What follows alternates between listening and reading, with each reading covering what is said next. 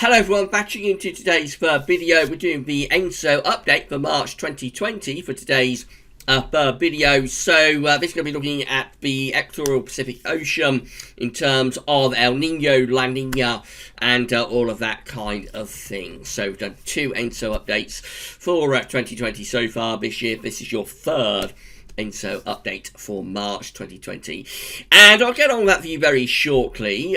Just to say that the two videos released earlier today are both on the homepage at GazOrbit. So we have got the week 10 video update as always with all the regular features, and also JMA Friday, which is the month-end look ahead, and both of those videos, as I say, are on the homepage at GazWeathers.com, and also of course on the GazWeathers YouTube channel.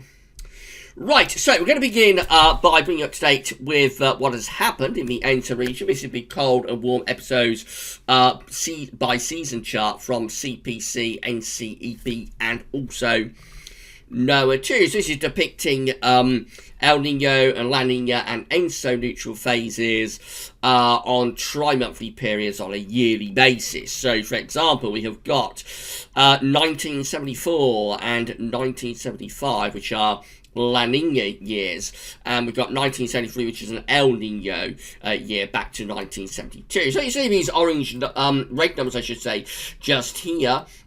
These are positive numbers. They are depicting an El Nino event that was taking place during 1972 to 1973. The blue numbers and negative blue numbers are La Nina cold events, cold event numbers that are taking place through 1973 and into 1974 as well. It's a very long La Nina that we had in the 1970s, also carried on into 1975 and even into the early part of 1976 too.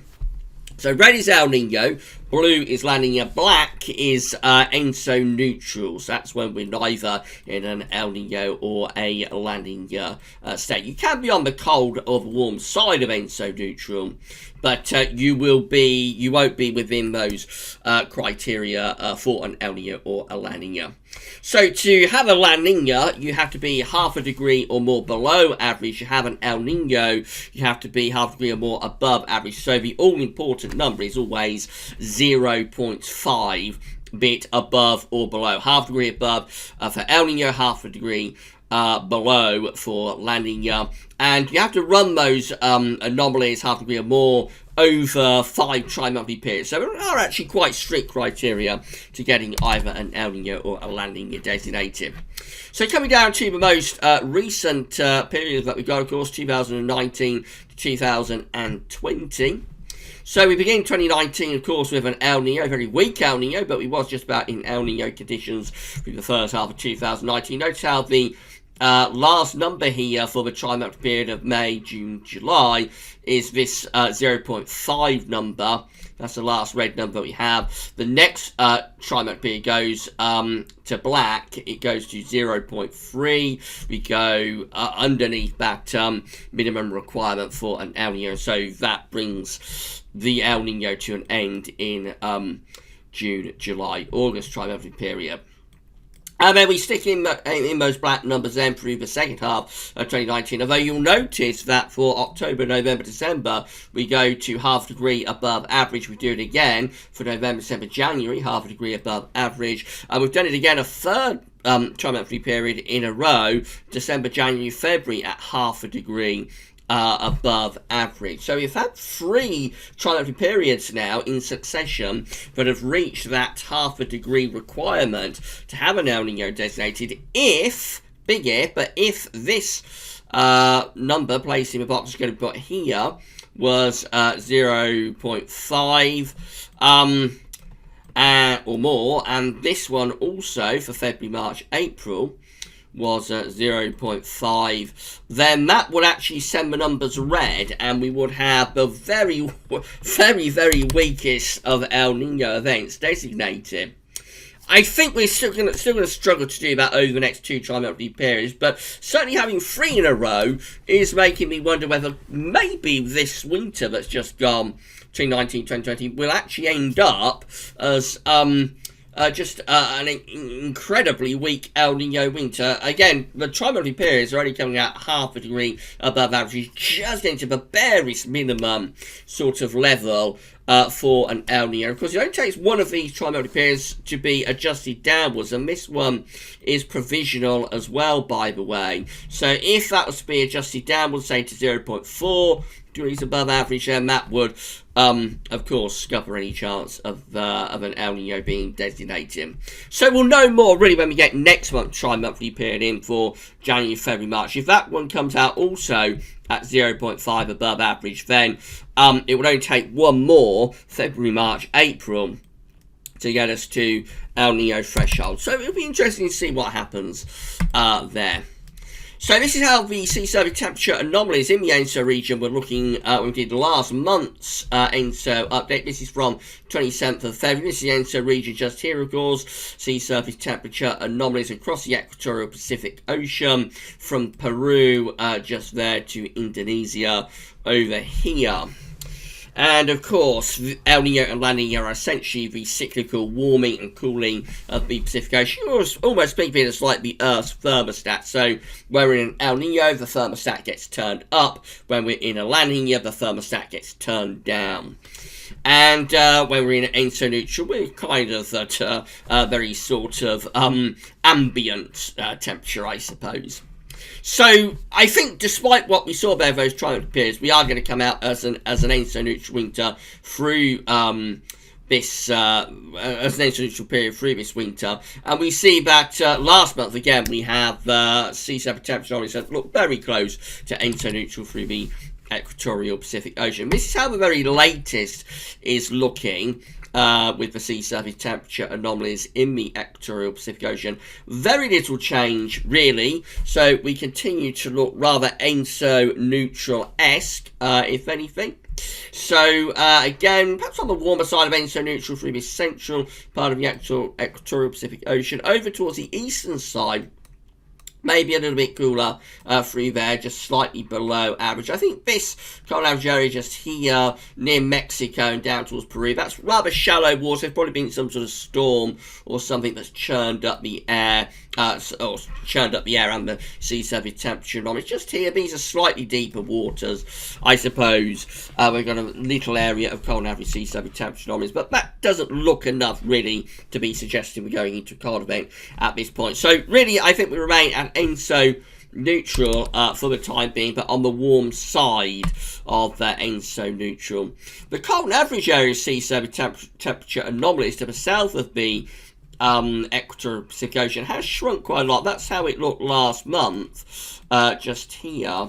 And the latest looks like that. So this area is shrinking, this area of cold average sea surface temperature anomalies. That will tend to go away a little bit from the charts of the cold event. So when we did last month's ENSO update, we was talking about the possibility of a La Nina, but these sea surface temperature anomalies warming up to the south of the equatorial Pacific Ocean don't really support the idea of a La Nina, I wouldn't have thought. So it is a bit confusing. I'm going to show you the model output in a moment, see how much support there is for a cold event. But certainly from a sea surface temperature anomaly perspective, there's not much sign of either an El Nino or a La Nina at the moment. Subsurface wise, this is how things are looking. So these are the subsurface temperature anomalies. With this, you've got to think that you've got Indonesia over there and you've got Peru just there. This is like the surface of the equatorial Pacific Ocean just here. That's the surface. And then underneath that, you've got the depths of the Pacific Ocean, so 50 to 100 to 150, all the way down to 300 meters. Very deep ocean, of course. So we have two areas of cold average subsurface temperature anomalies. We've got this one just here. So that possibly is accounting for that slight reduction in the sea surface temperature anomalies in the eastern part of the equatorial Pacific Ocean. Because just underneath the surface, from around the surface to 100 meters, we have got a small area of cold average subsurface temperature anomalies. We also have this area just here towards the western part of the equatorial Pacific Ocean. And that's an area of cold and average subsurface temperature anomalies at depths from around 100 to 200 meters. So that's much further down, and is a more extensive and larger area of cold and average subsurface temperature anomalies. That area is expanding, I think. But in between those two, we've got this large area of above average subsurface temperature anomalies at depths from like the surface going down to somewhere around 100 to 115 meters just there, and that's quite an extensive area of above average subsurface temperature anomalies by around a degree or two anyway. So two cold and average areas of subsurface temperature anomalies and one large area of above average subsurface temperature anomalies, telling us that again the ocean, the equatorial Pacific Ocean, looks like it is in with the ENSO region, looks like it's in an ENSO neutral type phase, really. SOI looks like this. So this is the Southern Oscillation Index, and of course this is just an index that's reflecting the atmospheric state. It's measuring air pressures in the Southern Ocean between Darwin and Tahiti. When the SOI is in its negative phase, the atmospheric state will be reflective of El Nino. When the SOI is in its positive phase, the atmospheric state will be reflective of La Nina. And of course it's from Queensland government, which is part of the Bureau of Meteorology. So latest numbers actually are going more negative again, which is kind of swinging more towards an El Nino type state. So if we go down here towards the end of February, you'll see that we had some quite positive numbers then. 26th of February at plus 16, 27th of February at plus 15. That's an atmospheric state that's reflective of an El Nino.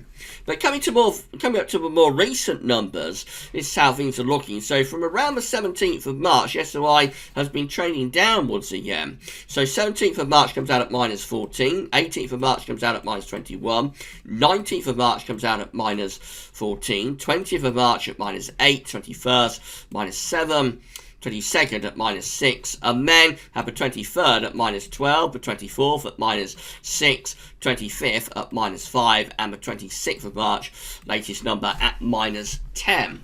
That's an atmospheric state over around 10 days anyway, but it is really quite reflective of an El Nino type setup, and this is causing the 30-day SOI average to start to drop as well. That's the red line just here on this graph. So the 30-day average was up there around or just after the middle of March. That's where it is right now. It is dropping downwards, and if anything, the atmospheric state through the SOI, we're being told that the atmospheric state is actually moving towards an El Nino type phase. So it is a very, very confused picture what's going on here at the moment. But I think it is all cancelling each other out. I think it's cancelling each other out, and I think we still remain around or very close to ENSO neutral.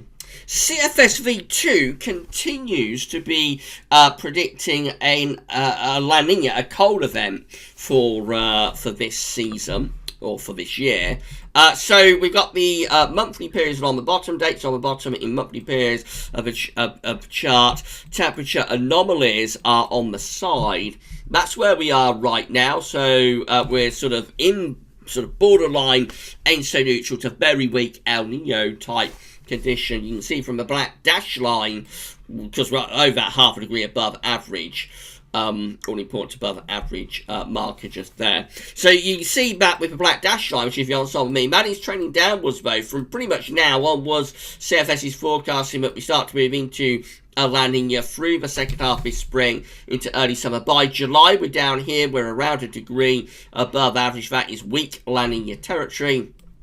And then through the second half of summer and into the autumn, we move down to around half a degree. We're around 1.5 degrees, I should say, below average. That is getting us towards a moderate La Nina type territory. So the CFSV2 is definitely indicating that as this year progresses, we're going to go into a La Nina. It's been a constant signal from CFSV2 for a couple of months now, actually, for this La Nina.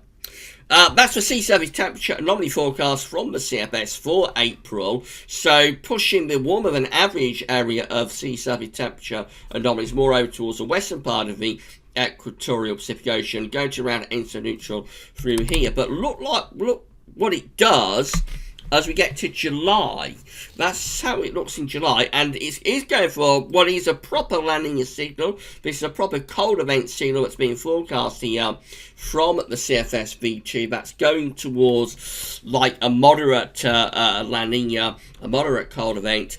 And yes, CFS is definitely still set on this La Nina setup. But what about other models? Well, this is CanSIPS from Tropical Tippets. Again, this is the sea surface temperature anomaly forecast for April from CanSIPS. So again, we see the warmer than average area of sea surface temperature anomalies are pushed over towards the western part of the equatorial Pacific Ocean.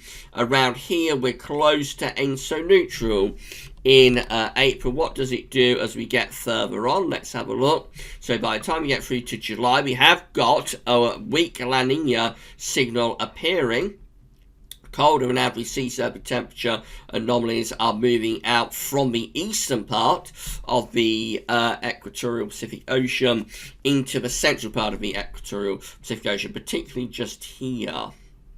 So CanSIPS is going for a weak La Nina to be in place by summer, not as strong as CFS V2. That's CFS forecast, and there's a temperature scale. That's the forecast for July. So not as strong as CFS, but still going for a weak La Nina by the middle of the summer, and actually intensifying a little bit more as we get through into the autumn. This is the forecast from CanSIPS for October. Again, we see quite a large area of cold and average sea surface temperature anomalies then stretch right out from Peru all the way over to Indonesia. That is a proper weak to borderline moderate La Nina signal that is being forecast there by CanSIPS. So we've got CanSIPS and the CFS going for a La Nina. CanSIPS not quite as strong as the CFS on that, but they are still going in that direction.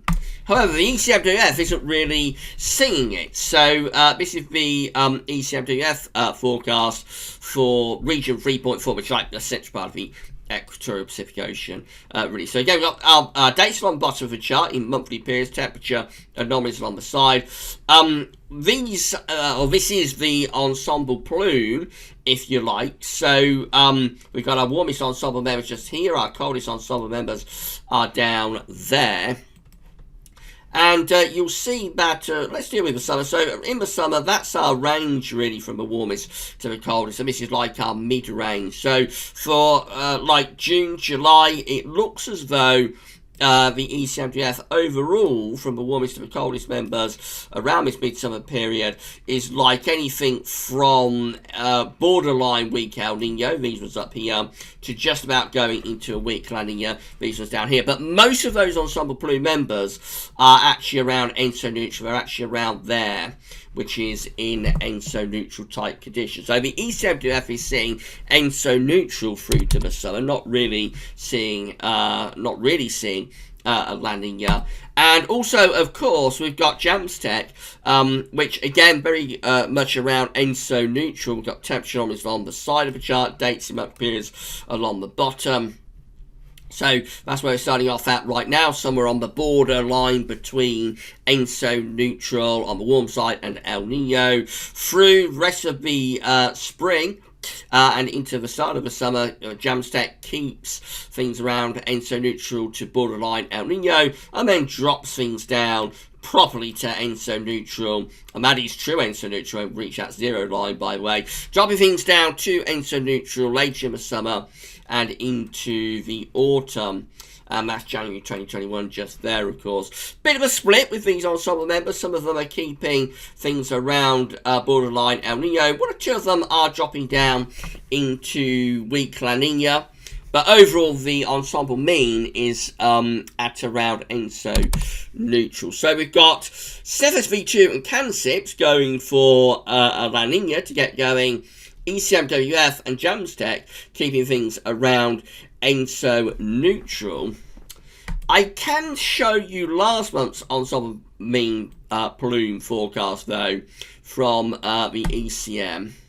just do that, and you will see that last month, perhaps it was a bit more towards weak El Nino to ENSO neutral. More of those ensemble Peru members were up here. So I think over the month, from February to March, we have possibly very weakly anyway, seen a little bit of a drop in this forecast with temperature anomaly for the Equatorial Pacific Ocean. So maybe ECM is inching towards something a bit colder.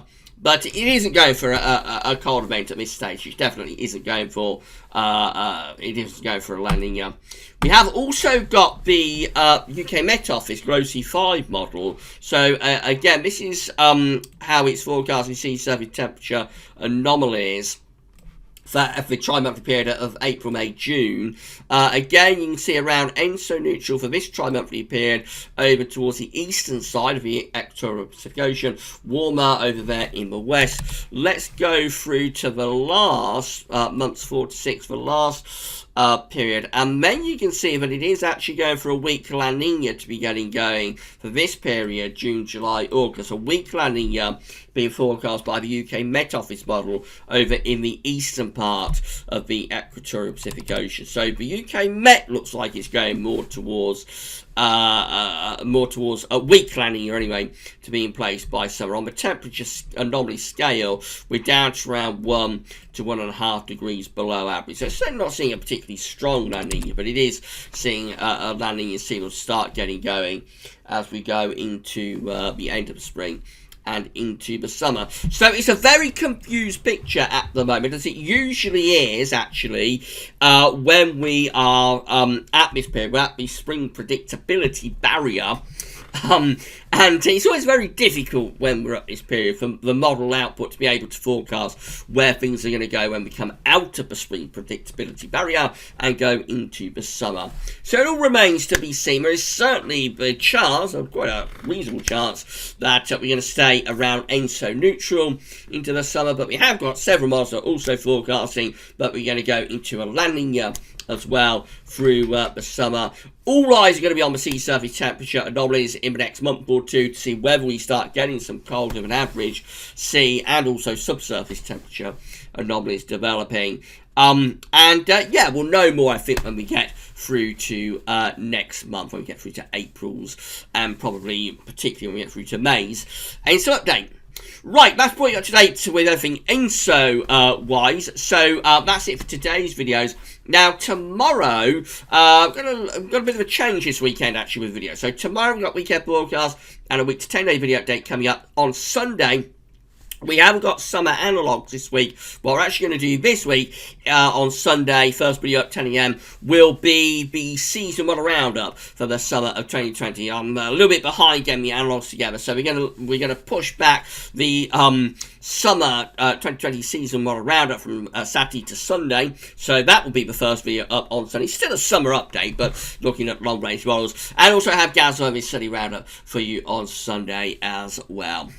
And of course the analogues will then be back definitely a week on Sunday. Alright, that's it for your videos for today then. Thanks so much for watching. First video tomorrow will be the weekend forecast, so come back for that then. That's all for now, and thank you very much for watching.